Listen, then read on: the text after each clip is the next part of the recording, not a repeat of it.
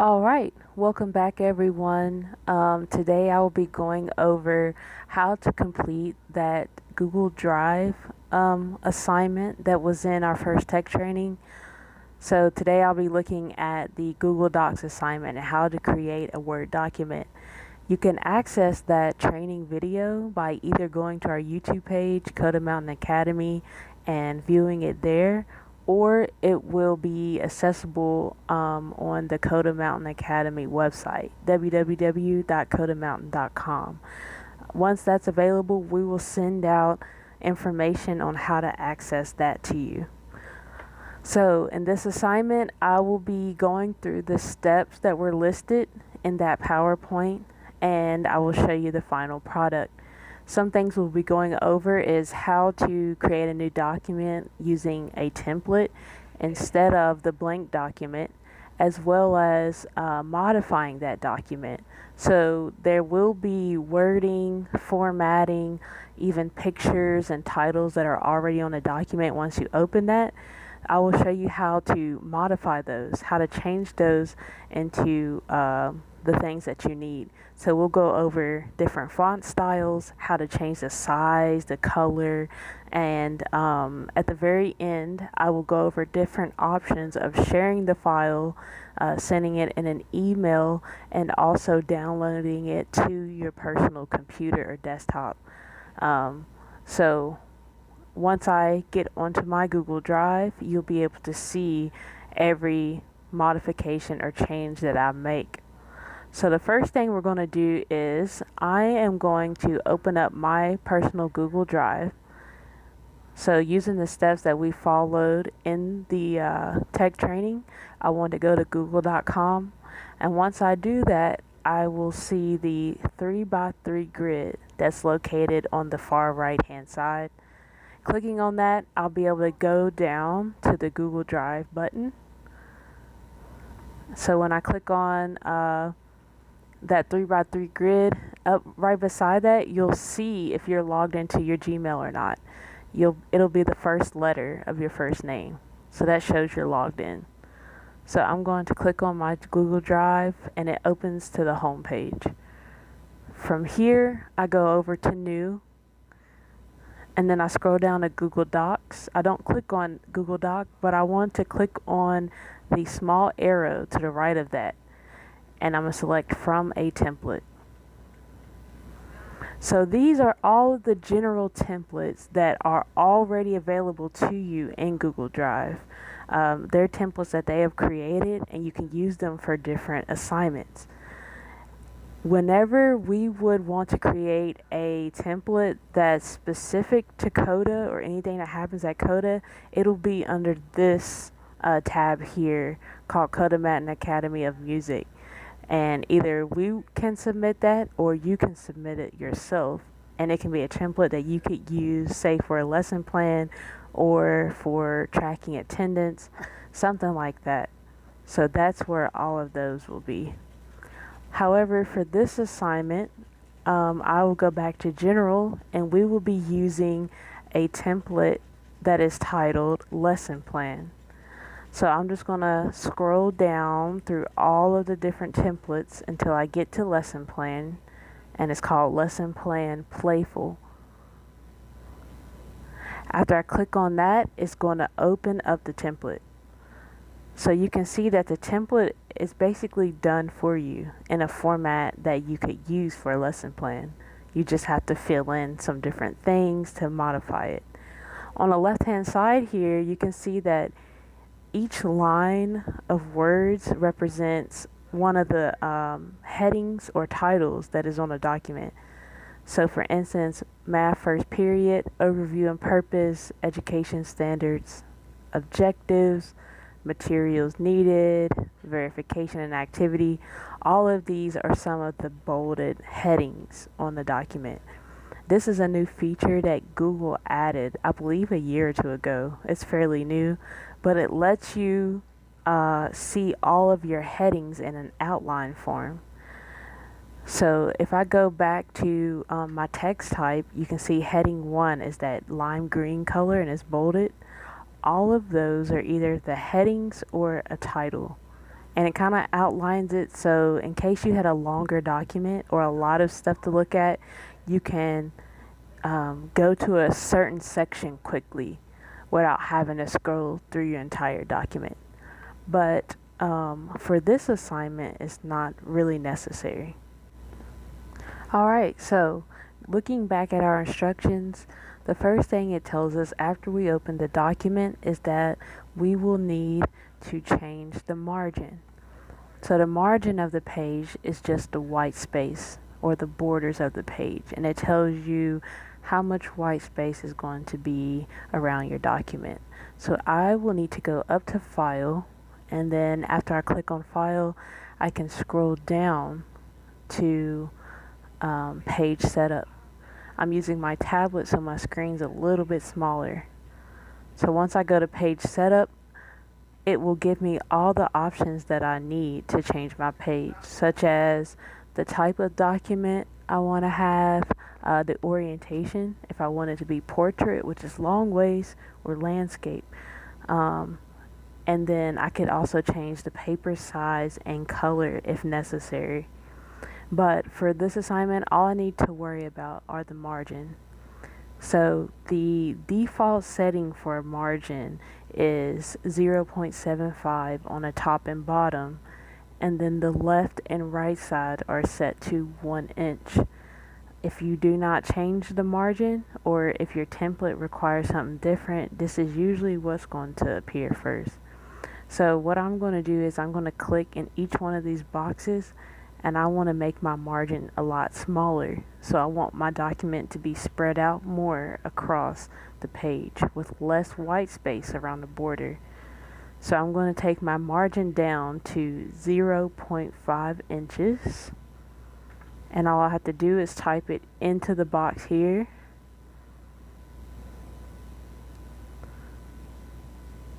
And that'll be 0.5. And I'm going to do that all the way around. So top, bottom, left, and then the right side. After I've typed into the boxes, I'm going to hit OK. So now my margin is 0.5, and you can see it's a lot smaller gap between my content and then the border of the page. So the next thing that it asks us to do is, once we finish the margin, we want to change this photo. So I'll have to click onto the photo itself and make sure it's highlighted, that it has this blue box around it. And then I go up to the top and click Replace Image. It's going to give you options of how to replace the image. I can upload from my computer, which is a photo I have saved onto my computer hard drive. I can either search from the web, which is what I'll be using today, and it's going to pull pictures from Google Images. Then I could pull a photo from my Google Drive. Some photo that I've already have there, I can pull from my Google Photos, or by an URL, which I can copy and paste into this picture. Lastly, I can take a photo from the camera on my device if necessary. But I'm going to use Search the Web. And once I go here, I'm going to search for a photo that's called Music Clip Art. And then I will hit Enter. This is pulling photos from Google. And I'm looking for one single large treble clef, which is right here. So I'll click on that photo, and then I'm going to click Replace. So as you see, it has replaced the old image with the one that I've selected. However, the image is being cut off at the top and the bottom. It's too large for the space. So I'll have to resize that image. So I'm going to click on it again, select it, and then I'm going to look for the crop button. The crop button is up on the toolbar here, and it kind of looks like two protractors, like two right angles of a photo. I'm going to click on crop image, and then after I click on that, I will have to drag the crop size up so that it matches the very top of the image and then the very bottom. So you can kind of see on The cropping box, it's outlined in black, but they are these black 90-degree angle lines and then lines on the left, right side, and top and bottom. You have to click on that line, click, hold, and then drag down until the entire photo is selected. As you can see, the photo is selected when the color shows through. When it's not selected, it kind of looks transparent, so you don't want that or it'll cut it off. So I want to select the entire image, and then after that's done, I can either click the crop button again, or I can just hit enter on my keyboard. So now the entire image is on the document.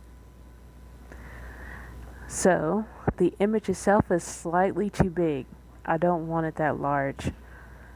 So I'm going to have to resize that. The instructions tell us that it needs to be resized to a height of 2 inches. So I'm going to select the photo again. This time I'm going to image options, size and rotation. And then I will go down to the height. You can change the height using the arrows to the right of that. I can go ahead and select the arrows down and it will decrease the height. Or a lot easier way is to just type directly on the line. So I'm going to just type a 2, and that lets it know that I want it to be 2 inches high. And so that's done. I can just close this out, and now my image is the right size that I want it. Okay, so the next thing that I want to do is I am going to change the title of the document. So I want to change the title to Music Lesson Plans. Usually what I like to do is I like to select the entire title to change it. Some people will do this, which is deleting it letter by letter, backspacing. But if you go ahead and select the entire title at once and it's selected, you'll know because it has a blue box around it like this. And then I can type directly into this. So I'm going to type Music Lesson Plans. And you can see that it changed the entire title for me. So now I also want to change the title's font, size, and the color. So in order to do that, I always have to select the words. So you're going to select the entire title. Then go up here to fonts, click on that arrow beside there and click Conforta. So the font style has changed. Next thing I'm going to do is click on the size and change it to 24, a lot smaller. Last thing I want to do is I'm going to change the boldness. Luckily it's already bolded. But in the case that you wanted to change the boldness, you just click this B at the very top on the toolbar. So I want it bolded and the text color to be black. So I'm just going to click this and change it to black. So as you can see, I never clicked off of the title when I was modifying it. You want to leave it highlighted. So each change that you make, it'll happen. If a change doesn't happen, it could be that you don't have it highlighted. So make sure that it's selected. Alright, so after that's done, I'm going to change the teacher name. So my last name is Davis. And then I'm going to add in the correct date. So today is February the 1st, 2021. All right. Very interesting. It's already February. Okay, after that, I want to remove the white space that is under the title and that's between the teacher line. So I can just backspace and then keep backspacing until those two lines shift up. And the next thing I want to do is show you what happens if you accidentally delete. So let's say I deleted my title page. All I have to do is hit Control Z and it pops right back on there. Or I can go up here to the corner, hit the undo button, and it'll come back as well. So if you don't like shortcuts on your keyboard, you can always use the undo button at the top. Next, I'm going to select all the text and change it to Lato style and size 14. So I have to click and hold here, and I'm going to hold it and select all the text. Once I've done that, I can go up to the toolbar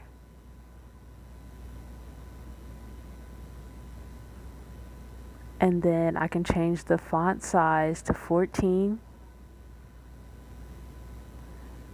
and change the font style to Lato. So now all the font has been changed. Again, notice how it was all selected the entire time I was changing the font.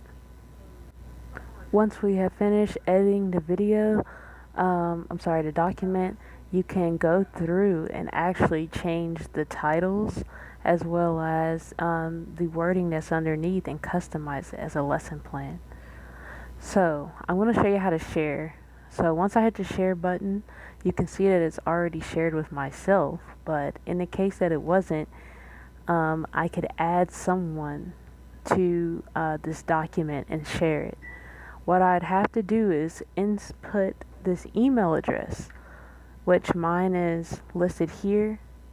I would add the person that I wanted to share the document with by their email address. So I'll use my own, azaleah@codamountain.com. And then once their name is inputted at the very top, they might pop up in your contacts, and then you would click on it. So now they've been added. As you can see, a default is that they're an editor. So an editor gives them the permission to change anything in your document. You can either leave that if you want them to be able to change things, or you can make them a commenter on your document. The commenter only lets them create comments on the very sides of your document without actually changing the content. However, if you were sending this document to maybe a student or someone that you didn't want have access to it at all, you could make them a viewer. And then as a viewer, they're only able to see the content in the document. They can't make changes. So once you finish doing that, make sure you hit the send button, and then they will be notified that you shared a document with them. So in the case that you don't really want to share the document, but you want to send it as an attachment, I would have to use something a little bit different. So I would need to go over to the toolbar again, and I will hit the file button, and then I will go down to email. So once I hit email, I will hit email this file. Emailing the file lets you send it as an attachment instead of sharing it. Sharing, they need a Google Drive account. Emailing, I can do the same thing, send it to the person by their email address. So I will use myself as an example again. So I'll go ahead and add my personal email address in here. Before that, rule of thumb is to send yourself a copy. Check that box. And then go ahead and put the person's email address in. And then after that, I can select which type of file format I want. I usually use a PDF file or a Microsoft Word file. The PDF is a little bit better if you have a file that has pictures, tables, things like that has special formatting and positioning on your page, because a Microsoft Word file might change it around if they open it in Microsoft Word instead of Google Docs. So I usually default to a PDF file versus a Microsoft file. So I will hit the send button, and then it will notify the person that you shared this file with them. So now I'm going to show you the second option of sending it in an email. Instead of as an attachment, I can send it instead as included in the email itself. So it's not going to send it as a PDF or a Word doc, but it will embed that file into the email. So I'll hit send, and then I will switch over to my emails and show you exactly what the difference looks like. So when I go to my email account, you can see that the first time we sent it sent it as a separate PDF file. So I can click on that file if I wanted to. I can download the file to my device, and then it's going to pull it up on whichever software or app that I have. I use Adobe Reader, and as you can see, it pulled it up as a separate document, which it looks pretty good. The other option is when I select it, don't attach, but put it in the content of the email, you can see that it doesn't have an option for you to download it as a separate file. However, it's almost like a email itself, so it's within the email body. So that's kind of what makes the difference. You would use that if you had like a newsletter, something like that you didn't want to download as an attachment. Alright, so the last thing I will show you is how to download the file onto your computer. So instead of going to email, I will need to go to the download tab. And under this tab, you can select the file format that's best. Like I said, we usually use a Word doc format or a PDF, but there are different file types on here that you might be able to use later, specifically the EPUB, which is how you can create an ebook format. But for this one, I'm going to go ahead and download it as a Microsoft Word just to show you how it will appear differently. So once it's downloaded to your computer, you can hit open file, and I'm going to find the download. So under the files, I'm going to open it in Microsoft Word instead of Google Docs. And when I do that, it will pull up here. Luckily, this document didn't change much, but we didn't have a whole lot of content in here. Sometimes you might see that the picture might be shifted to the right, or the wording might be off-centered, things like that. So I would just recommend using PDF formats unless stated otherwise. There will be a file that goes out. It will be a quiz that goes along with these tech training videos. When you have a chance, fill out the quiz and submit that.